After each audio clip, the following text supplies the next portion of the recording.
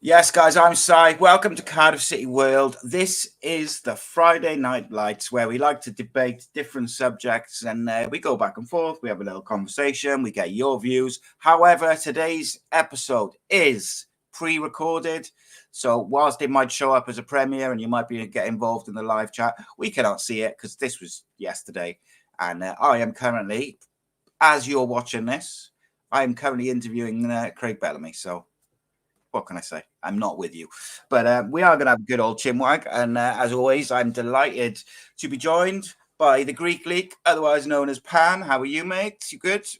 Yeah, very good, Si. Yeah, looking forward to the next few signings to the city. Hopefully, we'll have some announcements coming up soon. There's a lot of gossip in there, a lot of speculation about certain players, and we're getting a bit excited now. Yeah, mate. I told you what I got told earlier, and I just had another text from someone else who said that's happening. So I'm super excited by that because that signing is like, I don't want to go too far into it. I don't like talking about stuff publicly, especially the stuff I get told, because one, people put two and two together and assume, like I had some guy saying to me, it's clear that Darren Pearce is telling you loads of stuff. I've never, ever asked Darren anything. Like, about transfers or anything like that. Like, we talk about football and we talk about the 21s and, all that sort of stuff, but I've never asked him anything. But people, because they know that I'm friends with him, they assume that that's where I get my information from. It isn't. Yeah. It never has been, because I wouldn't put a friend in that position, if that makes sense. But there we go. It is what it is. And like you said, Si, before, seasons gone by, there have been a lot of names coming out and, coming out from the club that, they're looking to get this guy, and going back even to Illich on it, and the striker. Yeah. But like you said, it's a much more professional recruitment setup there now in terms of keeping the information in house. We can all speculate. We can all have our rumors and things. No one knows for sure unless you're within the club. Yeah, and the other thing for me as well, mate, is I don't like that kind of in the know culture where everyone's trying to be the first one to get the rumors and get it out there. One, because I just think there's no upside to it other than you just gonna get nagged for, like, people will send you DMs and stuff saying, "Oh, have you heard anything about this? Is anything happening?" And it's like there's no benefit to it. The way I always look at it is it's like you said, we've had podcasts and we've talked about wingers and strikers and players like that, and Chris Willock was one of those we discussed, wasn't it? So great that we've signed it, but it was good that it was one of the guys we would like to have signed, and that's all we can do really is look at certain players that are available or within our budget and talk about them, really.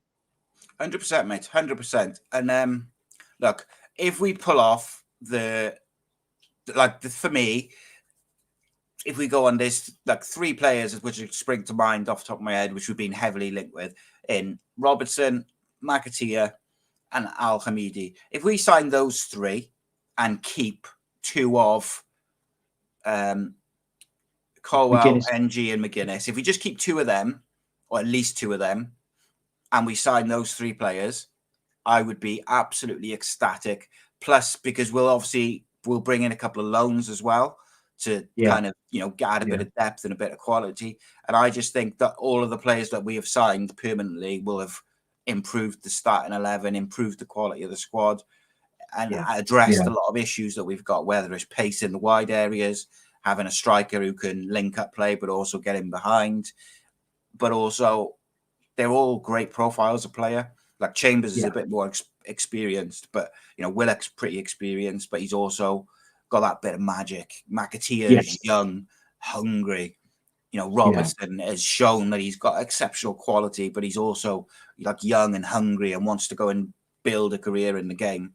Like, I think these types of players that we're linked with and what we've already got within the squad, we've got a good mix of young players who are ready, like your Rubens and your, I don't know, like Ashford probably is just off being ready, but he's a first team player. You've got your McGuinness's, your Conte, I think, has really shined and stuff like that. And then you've got this other batch of youngsters coming through who are probably not ready now, but they're going to be pushing, and they're going to be pushing as the season goes on, whether it's your K Pacquiao's or your Walcott, Fagan Walcott. You've got Joe Colwell's been really impressive in preseason. So, and then you've got experience down the spine, and the two keepers both experienced. You've got Gutas, you've got Siopis, you've got Ramsey. Like, that's a lot of experience down the middle of the pitch. So it's exciting, mate. But and I think the other thing, Si, was some of the fans, again, a bit itchy about the striker we talked about before. But I'm happy, even if the season starts, that if we signed him a few days before the season starts, it's not a big issue, because there are guys there, like we talked about, with Davis coming back, from Belgium, really wants to shine. That if we end up playing a couple of what we call possibly squad strikers, even if Atete does play the first game, it's not the end of the world. It's a 46-game season, isn't it? And I think fans have got to realise that, this striker that we bring in has to be the right guy. And even if we have to wait another 2 weeks, I'm not really that bothered. It's just got to be the right guy for the club. Yeah, you got to. It's about I'd rather we get the right player and the right quality than kind of rush into it or panic like we did in January. I feel like Jeju was almost like a gesture from the board to say we couldn't get you the striker you wanted or any of the strikers you wanted, but we didn't want to not give you a striker at all. So here's a striker, and it just didn't work. For whatever reason, it didn't work out. But Isaac Davis, by all accounts, seems to be doing pretty well. They played pretty much their strongest side starting against Hertha Berlin today, and Isaac Davis was the number 9, which I think for him, that's got to be a great encouragement, because he's on there ahead of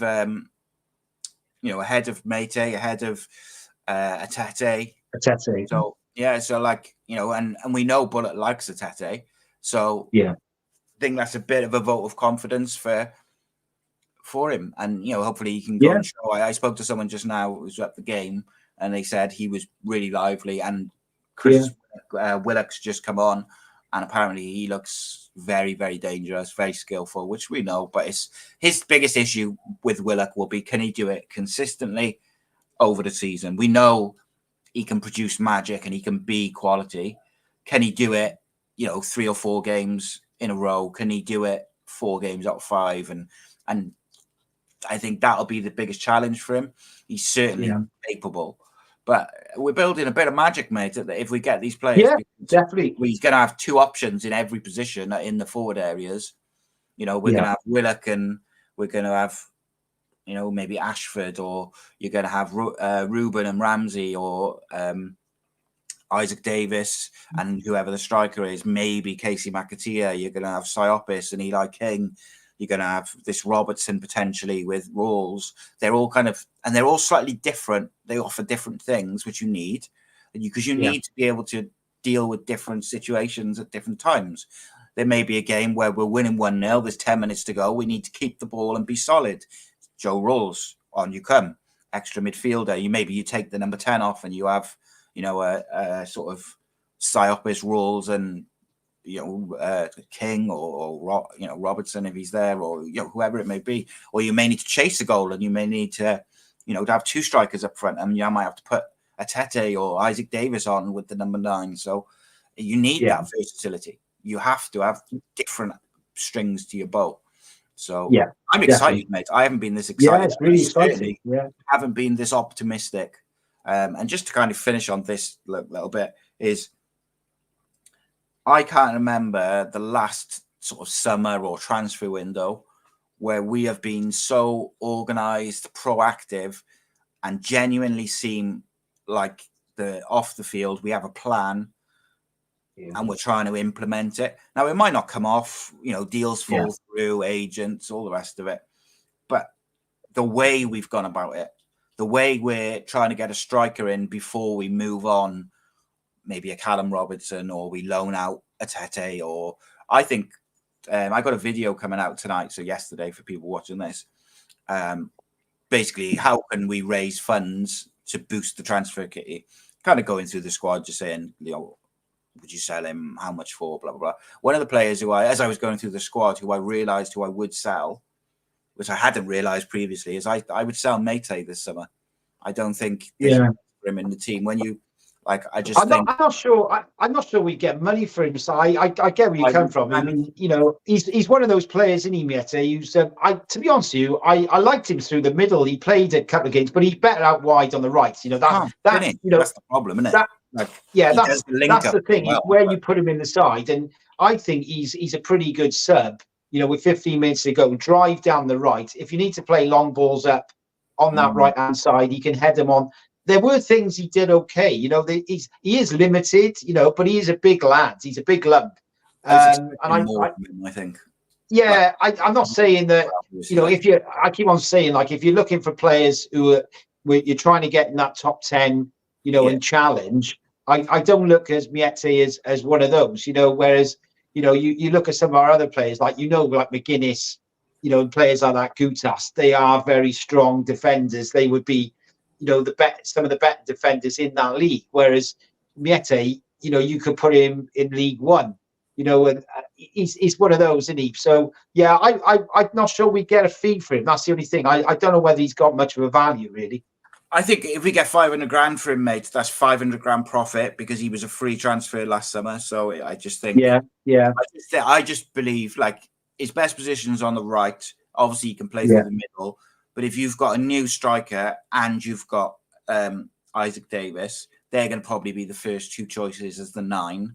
And then, depending on what he does with Atete may be the third choice, I suppose. Yeah. And then on the right-hand side, if we've got, for instance, a Casey Makatia, you'd imagine he'll be the first choice.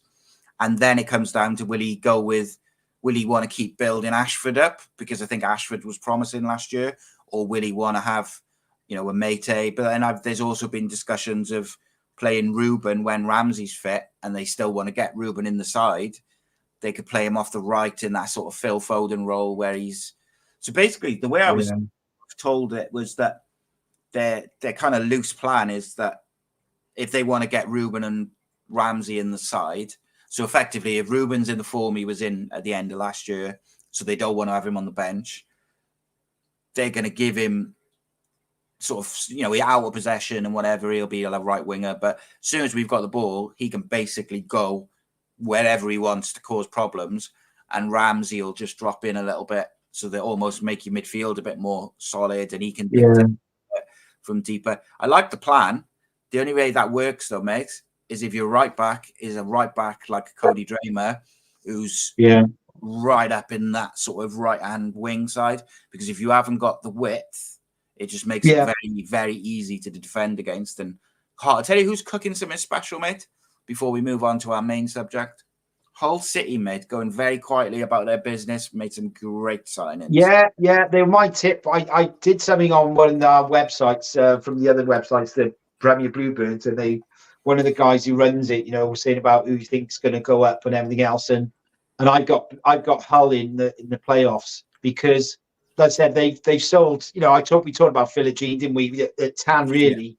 That was a missed opportunity. I know it's £5 million, but Philogene was class, and £5 million has turned out to be a bargain because Hull have made £30 million profit in 1 year by selling him back to Villa. So that's one guy, where we would have made a huge amount of money from. So I think Hull City, like you said, Ryan Giles, ex-Cardiff City, on loan from Wolves, he's signed for them.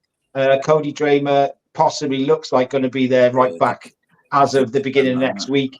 And obviously, I think there's a guy called Greaves who's highly rated, who they could get 15 to 20 million. So they would have brought in 35 million plus, a bit like Sunderland with Clark and Bellingham. Those two clubs are going to have 35, 45 million in the bank within the next 2 weeks. And obviously, they're going to reinvest. So without question, Hull are going to be there or thereabouts. And I think their owner last season, he spent a shed load of money. So you'll definitely be looking to improve on last season's. I think they sort of finished in the top 10, didn't they? Yeah, so I think they'll be up there. tell you who's doing a bit of a madness is Birmingham City. Minds they're throwing some cash around, but this because there's nowhere near the restrictions on FFP, so you can No, kind of go old school and like what they used, what teams used to do, get a rich owner and just bang in the money. But yeah, I think again, mate, because they're spending so much money, will they be open to a kind of Robinson and Romeo plus $1 million for Jordan James? I don't know. yeah, yeah. They have to Yeah, recoup some I think money, Jordan but James, I think he goes he's going to abroad. go. He's going to go to a Prem club side, I think, or Italy. Like I said, it's either some like a West Ham or Atalanta. Because like I keep on saying, it's not just the fee; it's the 25, 35 grand a week. Over 3 years. It's just, I think Bullett's already sort of said he's not going to waste money.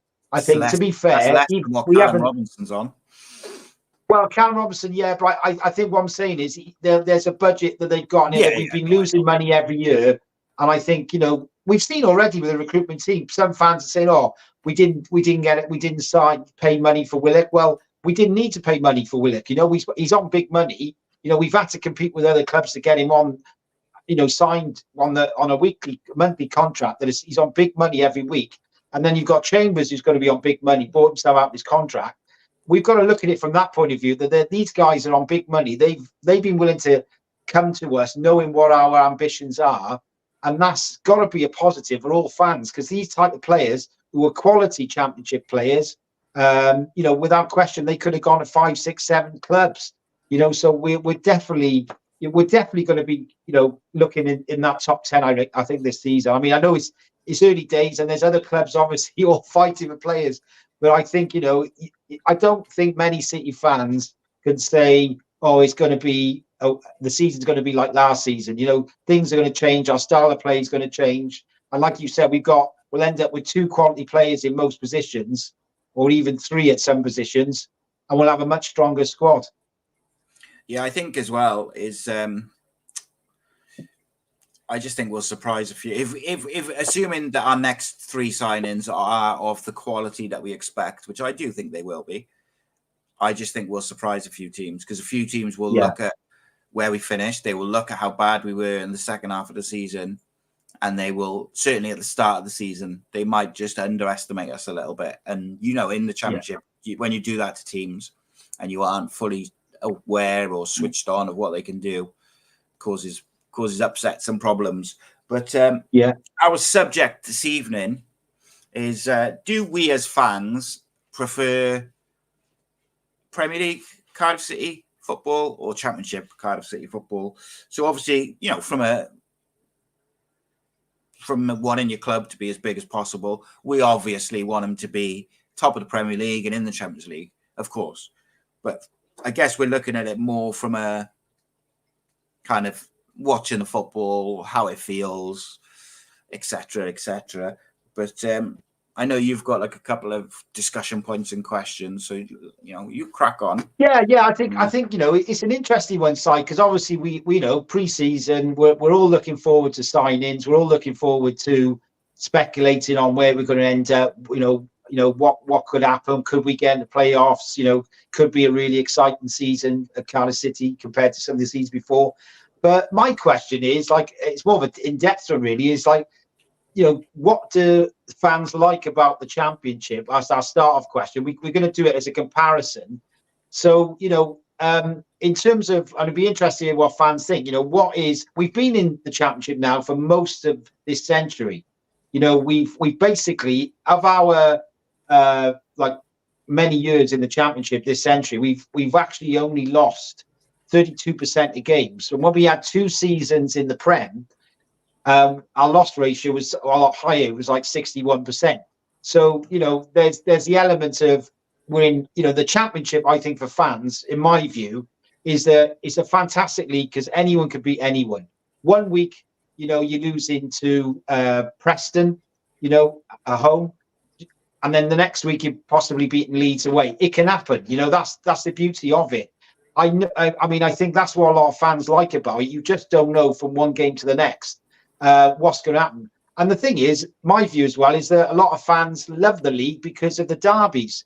You've got the Jacks down west. You've got the Wurzels there, the other side, the Bristol City. Leeds United, obviously, for Cardiff City fans, is always a big one.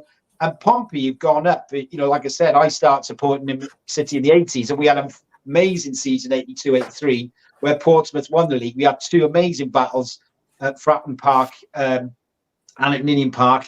And I think there's a good bit of respect between Cardiff and Portsmouth.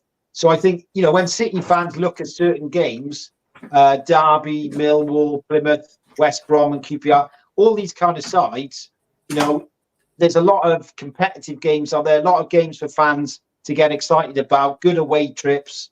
And as I said, the great thing is 1 minute you're 16th and for 3 games later, you're 6th, because it is that type of league. You might have, I think the clubs who are coming down for the Premier League, there is that bigger divide as years are going on. I think it's a real struggle for the other clubs to compete, because it's understandable if they're getting 60, 70 million parachute payments, they should go back up. It doesn't always happen. But then Ipswich obviously come up from League One and they went straight up. So I think it's such an exciting league for the fans. I don't know what you think, Si, in terms of how fans and how you view it, in terms of as a fan, really, what the Championship means. Yeah, I love the Championship, mate. And interestingly, on this, I agree with you. Normally, the teams which come down with the parachute payments are the teams which dominate the league for the next season or two if they don't go up. But actually, this season, I have a feeling that I don't expect the teams that have come down to dominate. And I think you might see a bit of a different season this year. But generally speaking, I like the fact that, like you say, everyone can beat everyone. It's exciting. The football's decent as well. It's not like, just long ball dross. It's just like a Premier League 2, effectively, in terms of football quality. And if anything, it almost becomes a bit more exciting than the Premier League because it's so close. And I think, when you're in the Premier League, realistically, as a team going up from the Championship, you're looking at 10 years to establish yourself as a top 10 Premier League club, at least. Unless you have like 3 or 4 seasons and then you get like a sugar daddy owner who can kind of fund a load of different things on and off the field to push you on a bit quicker.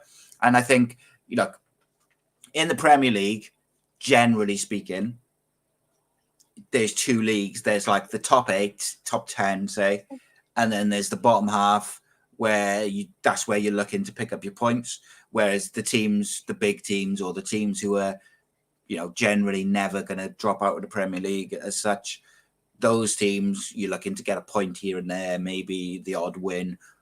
And it's just not, it's so difficult to break that tradition and those big clubs because they've had that Premier League money for so long.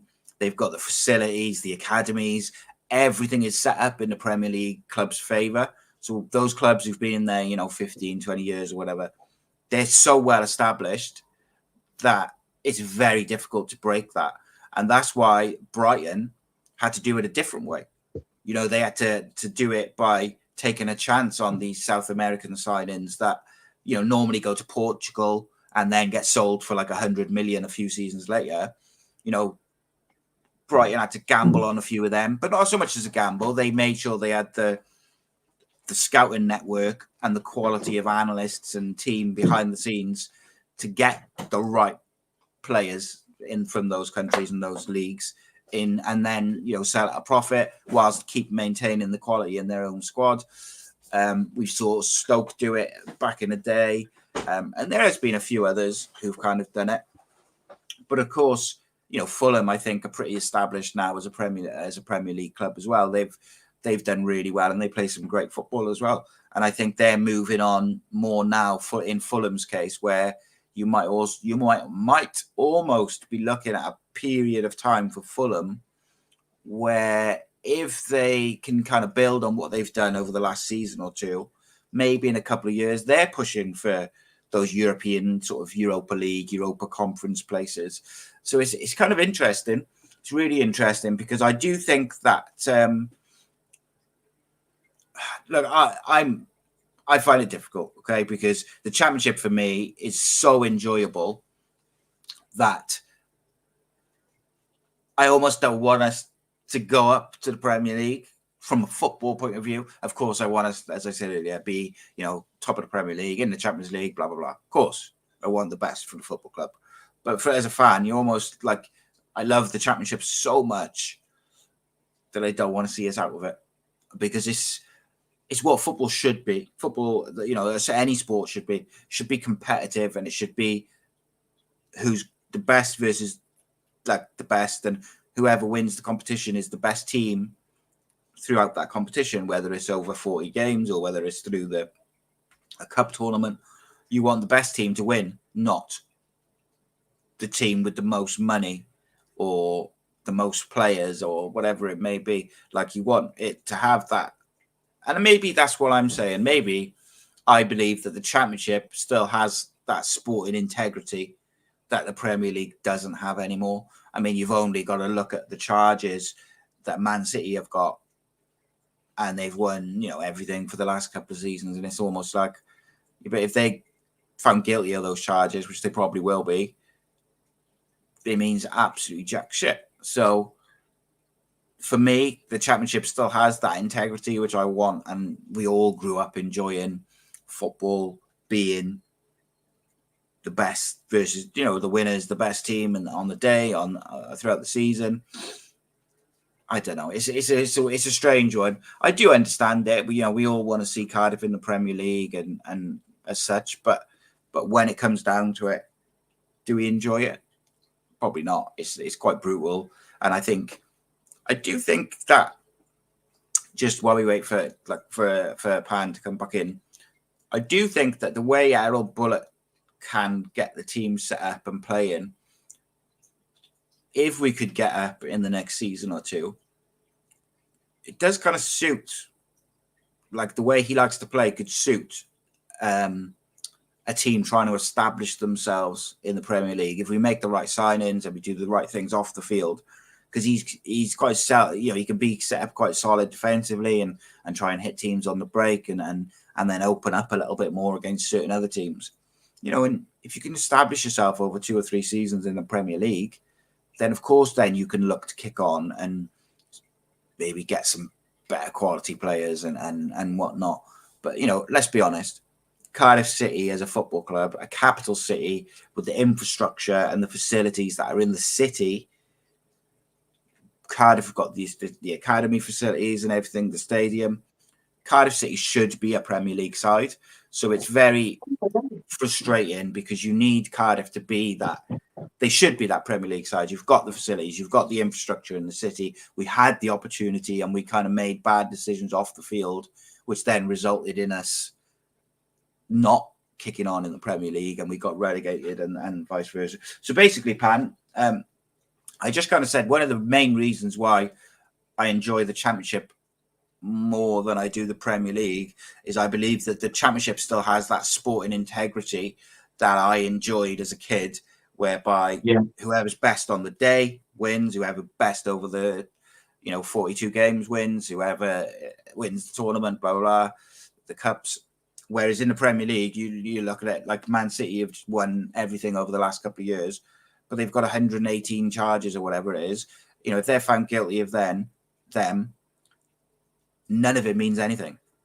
And you're telling me that Arsenal would be, say Arsenal get the league from last year and Manchester United get the league from one of Jose's seasons. They don't really, it doesn't matter.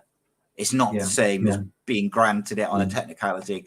And I do feel like the Premier League has not got that same sporting integrity that we all grew up with, because I agree. Ultimately, it comes down to who's got the most money. In the Premier League, because they sign the best players. Yeah, I think, like you said, that for me, like the Championship is, like I say, it's one of the top 5 leagues in the world, isn't it? In terms of fans, it's amazing. Most clubs are getting 20,000 plus averages, and I just got to. I don't know what it is. It's kind of like you want to do well in the league. You want, obviously, that's what the excitement is, isn't it? You don't want to be relegated, but at the same time, that feeling of going up. For some clubs, and it's happened to us twice, obviously, this century, we've gone up and we just couldn't really compete with a lot of the sides. As I said, our loss ratio, as I said, is 61%. So when you're actually watching games at home against your big clubs, you're not feeling kind of like, oh yeah, we got a really good chance. There's that feeling. There's the haves and have-nots, and I think the divide is getting bigger and bigger. In saying that, though, on a positive, there are really well run clubs like Brentford's and Fulham's and Bournemouth's and Brighton's who aren't bigger than us, but they're established, in Crystal Palaces of this world. But you're right, there is a Premier League 1 and 2, and you can guarantee that the top 10 in the Premier League, in the history of the first division, if you like, of the English leagues, even your Evertons, who struggled the last couple of years, they've built a multi-million-pound stadium, 50-odd thousand. You can guarantee Everton are going to be one of those top 10 sides. You've got your Newcastles, who are a huge club, are always going to be a top 10 side. Your Aston Villa, got a massive history. Your Arsenals, your Tottenhams, Liverpool's, United's, Man City's, Liverpool's. Those are the top kind of sides. And you imagine they're going to be the sides who are always going to dominate the Premier League for probably the next 50 years. You can guarantee Liverpool, Man United, Arsenal's are going to be winning the league. I know Man City and Chelsea have done it, but there's not many clubs who can be in that Champions League. I think it's really tough for the teams like Brighton, who had a good run a couple of seasons ago. I think they were in the 6th or 7th. They really did well, but to sustain it over a season is not easy.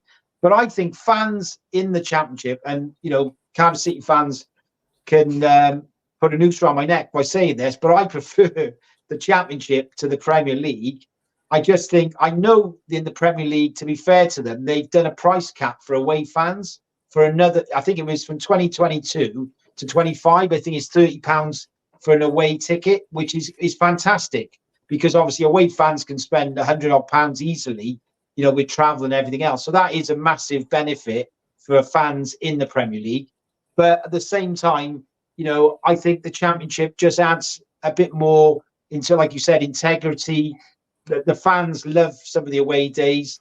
I think the Premier League, to be fair, about nearly half the clubs are now London-based. Obviously Southampton and Brighton's down that south coast area. You could probably say 8 or 9 or 10. So it's an easy, if the fans to get to, 2 hours away. And some of the Championship clubs, we've got to go all the way to Sunderland and Middlesbrough, like 5-6 hour journeys. And obviously with TV now, putting games on. I think the first game against Sunderland at home is at 12:30 kickoff. If I was a Sunderland fan, I'd probably got to leave my house at 4:30 in the morning, to get to the ground an hour before kickoff. And then obviously after the game, it's crazy. And that's obviously TV coming in and messing around with it. But I'd be interested in what fans think that, even that we want Cardiff City to do well and maybe get out of this league. Do you silently prefer to stay in the Championship than go to the Premier League, for the reasons we've sort of discussed? Because I just think, as I said, there's so many good things about the Championship. And is it better than the Premier League, in a certain way? Yeah, it's a fascinating one, isn't it? Because like you said, like I said earlier, it's you want Cardiff to do as well as possible. You want us to be financially stable. You want us to to win everything. But equally, the Championship is so enjoyable that you almost don't want to be out of that league. However, I think like Cardiff as a city and Cardiff City as a football club, we should be in and around. We should be an established Premier League club by now. Like if we were run better at certain points, we would be. I think I don't think it's a controversial statement to say that the Malky Mackay season was the season where mistakes off the field cost us, and we ended up going down when we probably certainly had staying up within our own grasp. It was in our hands, and then we kind of fell off a cliff. And obviously, even in that, we nearly stayed up, and it was that Chelsea offside goal, which eventually was the difference. But which wouldn't have counted these days. But I mean, it's all ifs and buts, and ultimately, you live and die by your decision making. We made some wrong decisions at that time. I would like to think now that we've like learned enough that if we get up, we'll make better decisions. And look, I think one of the reasons I love the Championship is you could see, like, you know, next season, after not this season coming, but next season, you know, Wrexham could be in the Championship. Yeah. Then all of a sudden, you've got 3 Welsh clubs in there, and you know, Wrexham, with the backing they have and how well run they are, but also the thing which differentiates Wrexham from everybody else in the Football League outside of the Premier League is that they're, you know, while everyone's worried about FFP and all these different things, because they're so big in America because of their owners and because of the Netflix series, they're bringing in like top Premier League level sponsorships.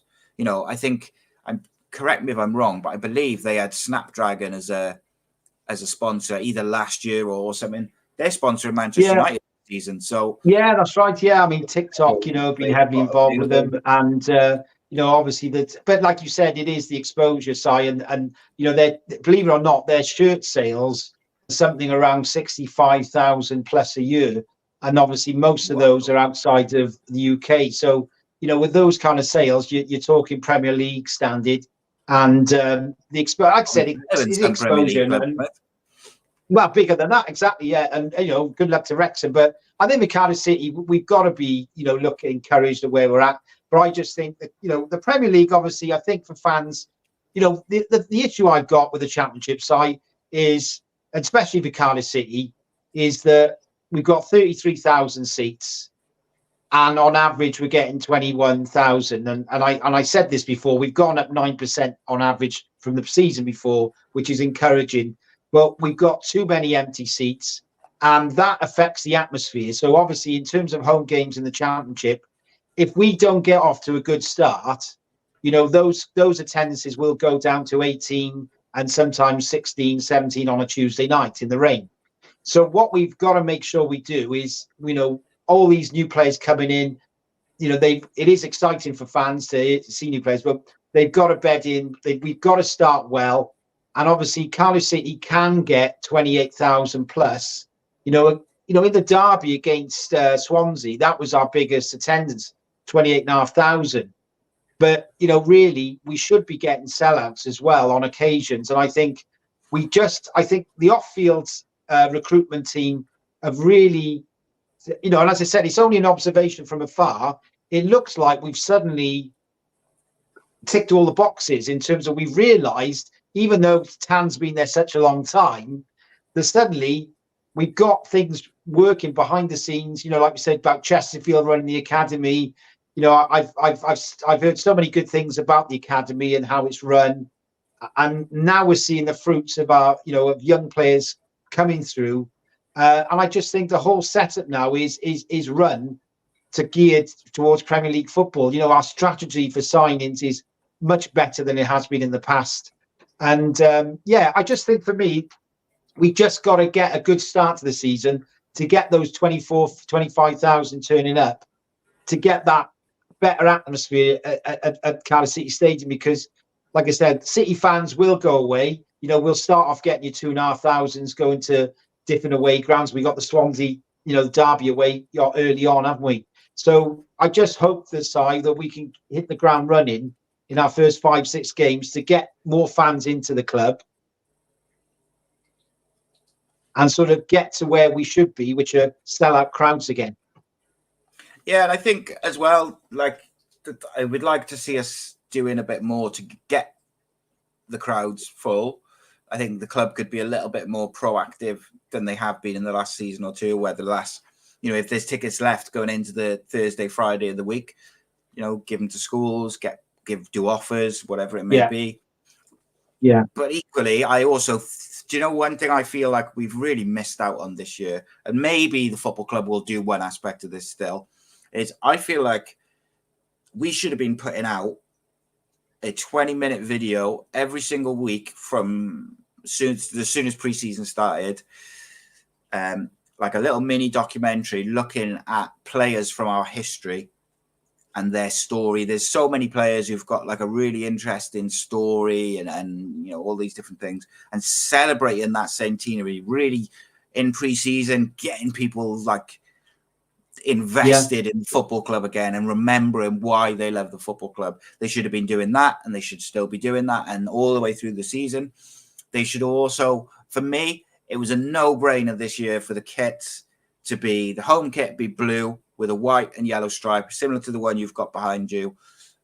The away kit being yellow version and the third kit being the white version. That was, to me, was an absolute no-brainer. I really like what they've done with the kit. I really like the fact that they've integrated, or they've tried to integrate, certain parts of Welsh culture into the kits. Great idea. I just feel like they've missed the boat. What fans, I think if you had polled every Cardiff City fan, I think it would have been as high as sort of 80, 90% who would have been bored with those kits. And I feel like that in itself could have lifted people, because I saw so many people a bit deflated by the kits every time they got renewed, every time they released them. And that in itself is an opportunity to get people excited for the new season. You know, there were people who were saying, I don't think I'm going to get a season ticket because the football was boring, or I don't like Bullet, or whatever. You know, these little things, they're on the sort of fence of a Bullet. So Bullet's there now. So if they are still on the fence, or they have tickets, the kit, the videos, social media content, that sort of thing is something that really can push people on. So yeah, I agree with you, Simon. You know, the kit one. Yeah, the kit one is I'm all for that one. I mean, the kit in the late 70s is iconic. And you know, we talked about before about certain clubs like the Crystal Palaces and Luton's. They're very distinguishable, the kits. And like I said, there's so many clubs with blue kits that, you know, we definitely missed the boat side on that one. And it's little things like that. But I think there's so many other good things going around off the field. But we can do a lot more to bring new fans in. I think some City fans have contacted me and said, "Oh, that's not a good idea. Offering new fans like kids free with maybe their mum or dad coming for a tenner." But my point is, these are people who've never come before, and they may well be closet Liverpool fans or Man City, whatever. But it's about giving these new fans opportunities, because I would admit it as well that, you know, obviously because I'm old school and I've been a season ticket for 40 odd years, you know, I've seen some of these new fans turn up, and my first thing was, well, he's hardly turned up. Like, you know, these new fans, they got it easy. Do you know what I mean? There's a bit of this kind of the older fans kind of attitude. Well, you're not really a Cardiff City fan. You haven't been through like the hard times of the old fourth division, and that's nonsense. Every single person who turns up has got every right to have the same opinion, to have, you know, their opinion should be heard. They should be listened to. They should be respected, whether young or old, male or female. They're all fans. As far anyone who turns up at Cardiff City, in my view, has got an equal say. And we just need to be looking at new fans coming in. Yeah, the lad might have never come before, brings his mum, but if he enjoys it and we can create a really good experience for that youngster and his mum or guardian, that they come back and they then have to pay, you know, the normal price. But we've got so many people in South Wales who probably have never turned up at the Cardiff City Stadium. They might have these old ideas that, or there could be trouble down there. Yeah. And I know that's like Ninian Park, blah, blah, blah. It's the old days. And I got sense there was a lot of people who didn't go down the old Ninian Park for safety reasons. I get it. You know, but we're getting a lot more children. We're getting a lot more ladies turning up at games, which is really encouraging. They feel safe. You know, if we can just do a lot more with those youngsters who are, you know, to get them down, I think we can build the club up. There's no reason why we can't be a big club. There's no reason why we can't sell out that stadium. And I just hope the club are doing more this season than they have done in the past to get more bums on seats. Yeah, and I think ultimately, mate, kids are the future. If we don't have any kids who are fans, you don't have fans, and because, you know, we're all going to get old enough, and people are going to pass on, and you need the young fan to keep the fan base healthy and big and the rest of it. But also, like, I know so many kids who went with their parents where they got free tickets, you know, through my son's football team. There's like a group of them now who go down with their mates every Saturday, and they've all got season tickets. And they started by going with their mum, you know, or dad, just from a free school tickets. And then they ended up, now they go week in, week out, mate.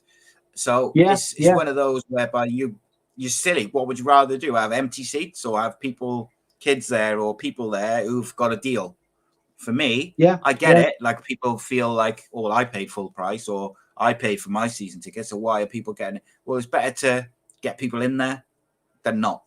And that's what it comes down to. It's better for the football club long term, better for the football club in the short term. It's one of them, mate. I've got one other question for you. Sorry, I've got one other question for you about, as a fan, let's just put this to you, right? Would you prefer to be a competitive championship side who are sort of, or in the Premier League where, you're in that, you're going to be in that bottom 10 and it's about survival? Obviously there are chances to win the odd game against your Liverpools and Man Cities and stuff. And obviously you're going to have sellout crowds. So the atmosphere is obviously going to be, much better in terms of big crowds at Cardiff City. You're going to see the type of players like the Rodris, the De Bruynes of this world. So, it'll excite fans to see that. But as a Cardiff City fan, in that, if I asked you that kind of question, which would you rather have? Just based on that kind of question. I guess from a football point of view, I'd probably rather watch us be a competitive championship side. But like from an all-round point of view, of course, I want to be in the Premier League and I want Cardiff to be as financially stable as possible. And ultimately, the only way we're going to ever be, from the position we're in now, at least, unless we get like a big sugar daddy owner, the only way we're ever going to be financially stable is to be a established Premier League club. So for me, from a football point of view, I'd probably rather be a competitive championship side rather than fighting relegation in the Premier League, even though, I like the thought of the big teams and the big grounds and then that being the norm. Yeah. But then equally, I want us to be as big and as best we can. And also, I think once you become an established Premier League side, you're not too far off pushing on. Like I look at Fulham now and I think after their last few seasons, they're in a real good position to push on and try and challenge for the kind of Europa League spots and stuff like that. And then from there is how you're managed, how your finances are. Can you hold on to your superstars to see if you can kick on? But I really like the thought of Cardiff, because I do believe once Cardiff can establish themselves as a Premier League club, I do believe that we have everything in place to kick on. But you've got to establish yourself first. That takes time.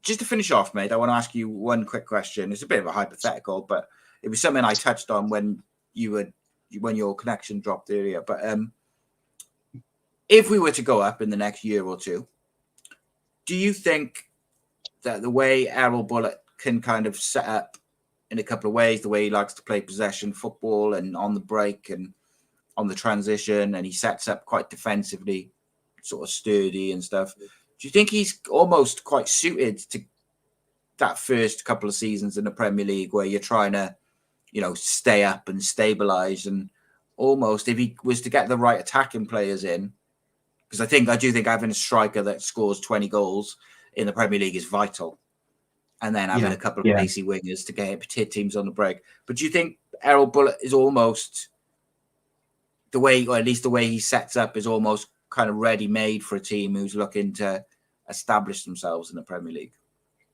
Yeah, it's a difficult inside because obviously he is a defender, and you could say, a lot of Cardiff City fans have said, it was a miserable season in terms of the football from January. Obviously, pre-January, there was a lot of excitement, wasn't there, in terms of how we were playing. But I don't blame Bullitt. I just think the players he had weren't his players, and with injuries and everything else, he had to just make the best of what he had. So I think Bullitt's. I like Bullitt. I think as I said, he's